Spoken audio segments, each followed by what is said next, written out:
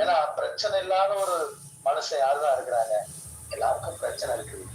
ஆனா நான் ஒன்று மாத்திரம் சொல்ல ஆசைப்படுறேன். நீங்கள் பிரச்சனைய பார்த்தா உங்களுக்கு தலைவலிதான் வரும். ஆனா அவருடைய பிரசன்னத்தை பார்த்தா தலைவிதி மாறும். ஆமென். அல்லேலூயா, அல்லேலூயா, அல்லேலூயா. எப்பொழுது நீங்களும் நானும் பிரச்சனையை பார்க்கிறவர்களாக அல்ல, பிரசன்னத்தை பார்க்கிறவர்கள். எப்போ மோசே அவருடைய தரிசனத்தை அவரை பார்த்துட்டு வந்ததுக்கு அப்புறம் தான் மோசேக்குள்ள ஒரு ஒரு அனல் உண்டாகிட்டே இருக்குது.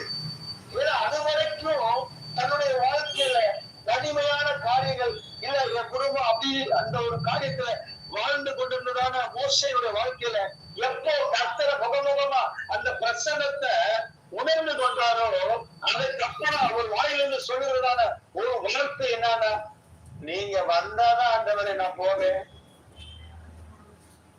உங்க பாவம் சுவடு இருந்தாதான் நான் செல்வேன். பயப்படாதேன்னு சொல்ற கர்த்தர் நம்மோடு இருக்கும்போது பிரச்சனைகளை பார்க்கிறவர்களாக அல்ல, பிரசன்னத்தை பார்க்கிறவர்களாக நீங்களும் நானும் இருக்கணும். ஆமென்.